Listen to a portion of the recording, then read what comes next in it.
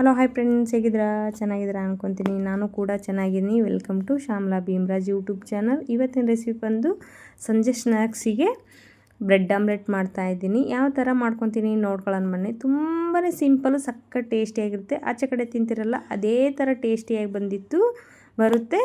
ನೀವು ಕೂಡ ಮನೆಯಲ್ಲಿ ಇರೋ ಪದಾರ್ಥವನ್ನು ಬಳಸಿ ಮಾಡ್ಕೊಳ್ಳಿ. ತೋರಿಸ್ತಾ ಇದ್ದೀನಿ ನೋಡಿ. ಮೊದಲಿಗೆ ಇಲ್ಲಿ 2 ಈರುಳ್ಳಿ, ಒಂದು 4 ಹಸಿಮೆಣಸಿನಕಾಯಿ ಕಟ್ ಮಾಡಿ ಮಿಕ್ಸ್ ಮಾಡಿ ಇಟ್ಕೊಂಡಿದ್ದೀನಿ. ಸ್ವಲ್ಪ ಕೊತ್ತಂಬರಿ ಸೊಪ್ಪು, ಆಮೇಲೆ 2 ಟೊಮೆಟೊ ಮೊಟ್ಟೆ ಕೂಡ ಇಟ್ಕೊಂಡಿದ್ದೀನಿ, ಉಪ್ಪು.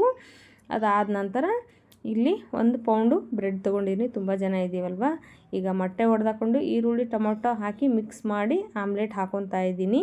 ಇವಾಗ 2 ಬ್ರೆಡ್ ತೊಗೊಂಡು 2 ಬದಿ ಸ್ವಲ್ಪ ಈ ಥರ ಅದ್ಬಿಟ್ಟು ಉಲ್ಟಾ ಹಾಕೊತಾ ಇದ್ದೀನಿ. ನೋಡಿ, ಕಾಣಿಸ್ತಾ ಇರ್ಬೋದು. ತುಂಬಾ ಸಿಂಪಲ್ಲು ಬ್ರೆಡ್ ಆಮ್ಲೆಟ್ ಮಾಡ್ಕೊಳೋದು.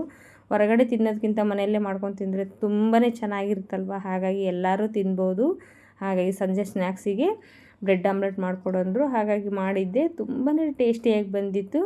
ಬ್ರೆಡ್ಡು ಈ ಥರ ಆಮ್ಲೆಟಲ್ಲಿ ಎದ್ದು ಈ ಥರ ಉಲ್ಟಾ ಹಾಕ್ಕೊಂಡಿದ್ದೆ. ಅದಾದ ನಂತರ ಅದಕ್ಕೆ ಈರುಳ್ಳಿ ಟೊಮೆಟೊ ಹಸಿಮೆಣಸಿನಕಾಯಿ ಕಟ್ ಮಾಡಿದಂತ ಹಾಕಿದ್ದೀನಿ. ಅದಾದ ನಂತರ ಸ್ವಲ್ಪ ಬ್ಯಾಡಗಿ ಚಿಲ್ಲಿ ಪೌಡರ್ ಕೂಡ ಹಾಕಿದ್ದೀನಿ, ಖಾರದ ಪುಡಿ. ನೋಡಿ, ರೆಡಿ ಆಯಿತು. ಸೂಪರಾಗಿರುವಂಥ ಬ್ರೆಡ್ ಆಮ್ಲೆಟು ಮನೆಯಲ್ಲೇ ಮಾಡಿದ್ದು. ಸಖತ್ ಟೇಸ್ಟಿಯಾಗಿ ಬಂದಿದೆ. ನೀವು ಒಂದ್ಸತಿ ಟ್ರೈ ಮಾಡಿ. ಯಾರೆಲ್ಲ ನೋಡ್ತಾ ಇದ್ದರೆ ಇಷ್ಟ ಆದರೆ ಲೈಕ್ ಮಾಡಿ, ಶೇರ್ ಮಾಡಿ, ಕಮೆಂಟ್ ಮಾಡಿ. ನಾನು ಮಾಡೋ ವಿಡಿಯೋ ಎಲ್ಲ ನಿಮಗೆ ತಲುಪುತ್ತೆ. ಪ್ಲೀಸ್ ನನಗೆ ಸಪೋರ್ಟ್ ಮಾಡಿ. ಸಂಜೆ ಸ್ನ್ಯಾಕ್ಸಿಗೆ ಮಾತ್ರ ಸೂಪರಾಗಿರುತ್ತೆ. ನೀವು ಒಂದ್ಸತಿ ಟ್ರೈ ಮಾಡಿ. ಹೇಗೆ ಬಂದಿತ್ತು ಅಂತ ನನಗೆ ಕಮೆಂಟಲ್ಲಿ ಕಮೆಂಟ್ ಮಾಡಿ. ಬಾಯ್.